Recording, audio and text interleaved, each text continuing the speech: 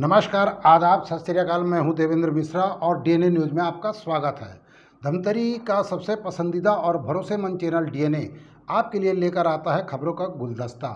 दिन भर की हर छोटी बड़ी घटनाओं के अलावा हम दिखाते हैं परिचर्चा कार्यक्रम, साथ ही हम लगाते हैं मीडिया की चौपाल, जबकि एक मुलाकात कार्यक्रम किसी खास शख्सियत के नज़रिए को समझने की हमारी कोशिश है। यानी डीएनए में खबरों का सिलसिला चलते रहता है एक एनालिसिस के साथ। आज हम लेकर आए हैं खास घटनाओं पर हमारे जिला ब्यूरो की रिपोर्ट। आज से 2 साल पहले देश में पहली बार लॉकडाउन लगाया गया था। कोरोना वायरस से देश को बचाने के लिए प्रधानमंत्री मोदी ने अपने संबोधन में ऐलान कर दिया था कि 24 मार्च की आधी रात से देश में 21 दिन का पूर्ण लॉकडाउन लगाया जाएगा।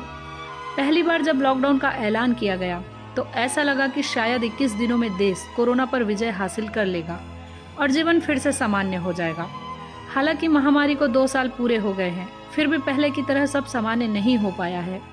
इस महामारी ने कितने ही लोगों की जान ले ली, न जाने कितने बच्चे अनाथ हो गए और न जाने कितने लोग सड़क पर आ गए। केंद्र सरकार ने ऐलान किया है कि 31 मार्च के बाद कोरोना से सुरक्षा के उपायों के लिए डिजास्टर मैनेजमेंट एक्ट नहीं लागू किया जाएगा। हालांकि सार्वजनिक स्थानों पर मास्क पहनना और सोशल डिस्टेंसिंग का पालन करना जरूरी होगा। बता दें कि चीन, दक्षिण कोरिया, वियतनाम समेत कई देशों में ओमिक्रॉन BA.2 के मामले तेजी से बढ़ रहे हैं। हालांकि भारत में लगातार स्थिति सुधर रही है। तेजी से वैक्सीनेशन अभियान चलाया जा रहा है। इस वजह से भारत सरकार ने लोगों को प्रतिबंधों से आज़ादी देने का फैसला किया है। कोरोना की 3 लहरों ने भारत में भी लाखों लोगों की जान ले ली। दूसरी लहर सबसे ज़्यादा जानलेवा साबित हुई। जब कोरोना का डेल्टा वेरिएंट देश को चपेट में ले रहा था, अस्पतालों के बाहर तड़पते मरीज, ऑक्सीजन के लिए मारामारी, प्रशासन की लाचारी, शमशान में जलती चिताएं और लाशों से पटे घाट महामारी की भयावहता की गवाही दे रहे थे। यह समय था जब बड़े से बड़ा आदमी लाचार था और सरकार में बैठे लोग भी घुटने टेक चुके थे।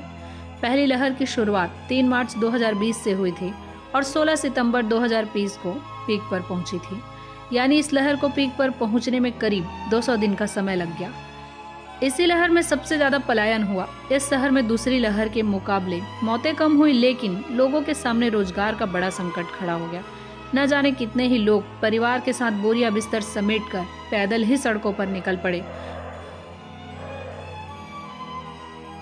अप्रैल और मई 2021 में दूसरी लहर ने पूरे देश को हिला दिया। इस दौरान प्रतिबंध लगाए गए,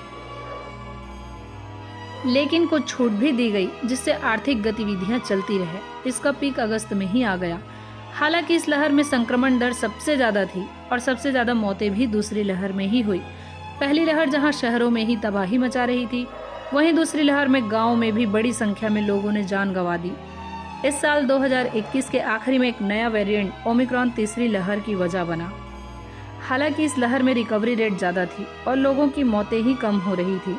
बड़ी संख्या में लोगों को वैक्सीन लग गई थी और इसलिए अस्पताल में भर्ती होने वाले लोगों की संख्या बेहद कम थी। तीसरी लहर ने यह बता दिया कि अब लोग कोरोना वायरस के साथ भी जीने को तैयार हो गए हैं। मेरा कहना और मानना तो ये है, आज लगभग 2 वर्ष हो रहे हैं जब कोरोना वेरिएंट का आगमन हुआ था, तब काफ़ी लोग भयभीत हो गए थे और परिस्थितियाँ भी ऐसी असामान्य हो रही थी कि लोग सोचते थे कि कैसे आगे चल के जीवन यापन होगा। उस परिस्थिति को देखते हुए माननीय नरेंद्र मोदी जी द्वारा कुछ समय के लिए लॉकडाउन लगाया गया था, लेकिन नियत समय में किसी प्रकार का कोई कंट्रोल नहीं हुआ और परिस्थितियों के आधार पर उसको कोरोना काल के समय को बढ़ाया गया और कुछ पाबंदियां भी लगाई गई ताकि लोग उसका पालन करें और इस प्रकार के प्रभाव से बच सकें। परंतु उस समय परिस्थिति कुछ और थी, आर्थिक स्थिति से भी काफ़ी जूझना पड़ा लोगों को। और इसके बाद क्या है कि सरकार द्वारा भी कुछ मदद की जा रही थी और लोगों द्वारा भी काफ़ी नियम कानून का पालन करते आ रहे थे और इससे कुछ कंट्रोल भी हुआ है।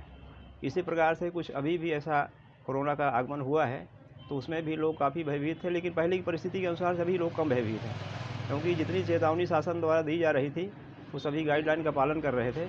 आज स्थिति ये है कि परिस्थितियाँ सामान्य है और फिर भी हमको हर प्रकार की जो वैज्ञानिक नियम कानून बताए जा रहे हैं उसका पालन करना चाहिए ताकि किसी प्रकार से जीवन प्रभावित ना हो। वो समय को आप भूल पाएंगे कि नहीं भूल पाएंगे? उस समय को खैर नहीं भूल पाएंगे, क्योंकि परिस्थितियाँ का अचानक आना हुआ था और उस समय किसी प्रकार की कोई तैयारी भी नहीं थी, किसी प्रकार की परिस्थिति बनेगी महामारी की।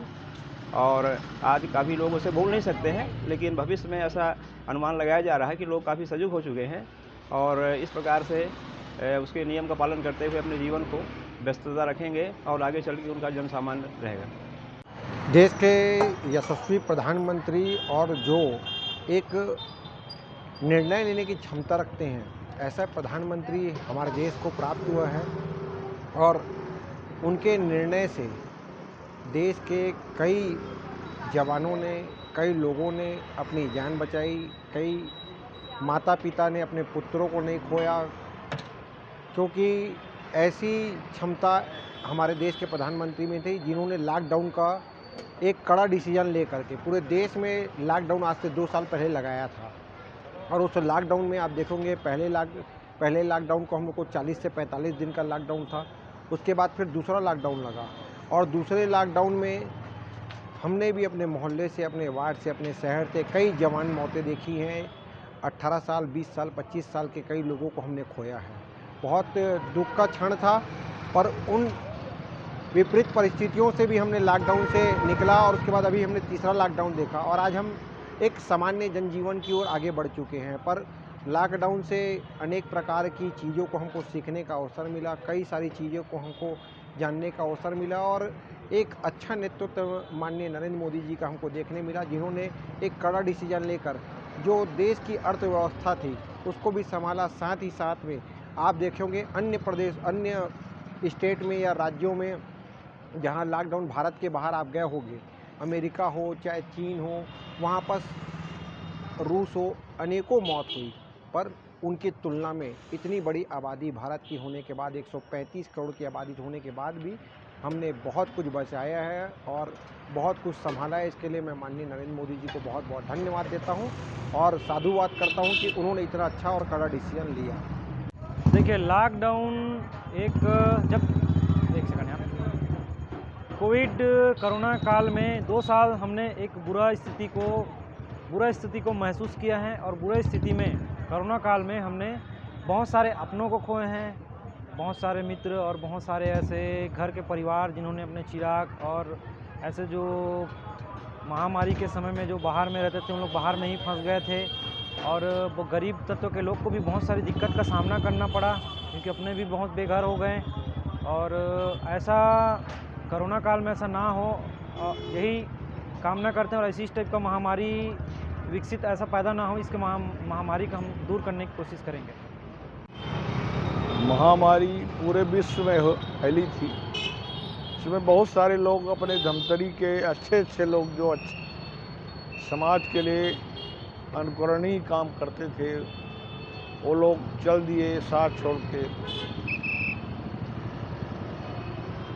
और आने वाला जो इतिहास है या आने वाला जो पीढ़ी है उसको इतिहासों में पढ़ेगा कि ऐसा महामारी आया था, त्राहिमाम मचा था, 21 दिन का लॉकडाउन था।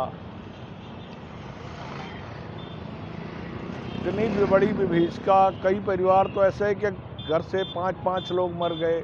हमारे यहाँ प्रकाश सोनी साहब था, उसकी पत्नी, उसकी माँ, उसकी बाप, उसके सास, 5 आदमी, आज 2 बच्चे बचे हैं में से, एक लड़की और लड़का, बच्चे अभी नाबालिग हैं। ऐसे बहुत सारे परिवार हैं, रिक्कू गोलछा जी हैं, बहुत सारे परिवार ऐसे हैं जो कि ऐसे हजारों परिवार ऐसे हैं जो कि अपनों को खोया है। इसको याद रखा जाएगा। बड़ा ही अजीब अनुभव रहा, समझ में नहीं आया क्या हो रहा है, कैसे हो रहा है, लेकिन हो गया 2 साल। इसको तो बहुत ही भूलने की कोशिश करेंगे। पूरे विश्व में, मेन भारत में हमारे जो स्थिति थी, लोगों का पलायन, लोगों ने कहीं अपने ने खोया, आय का साधन पूरी तरह ख़त्म हो गया, खाने पीने को बहुत तरस आ गए और ऐसी विचित्र स्थिति हमने आज तक नहीं देखी थी। तो बेहतर है कि ये दोबारा ना आए। तो ये था शहर में घटने वाली खबरों का लेखा जोखा। हम लेकर आते रहेंगे अलहदा तरीके से हर उस घटना को और एनालिसिस करते रहेंगे खबरों की। आप बने रहिए हमारे साथ डीएनए न्यूज़ पर। विदा लेने से पहले हम इतना ही कहना चाहेंगे कि आप सभी के सहयोग और सलाह से डीएनए धमतरी का सबसे विश्वसनीय और लोकप्रिय चैनल बन चुका है। हमें उम्मीद है कि हमारा यह विश्वास हमेशा बना रहेगा क्योंकि ये आपका अपना चैनल है। जय हिंद, जय छत्तीसगढ़, जय धमतरी।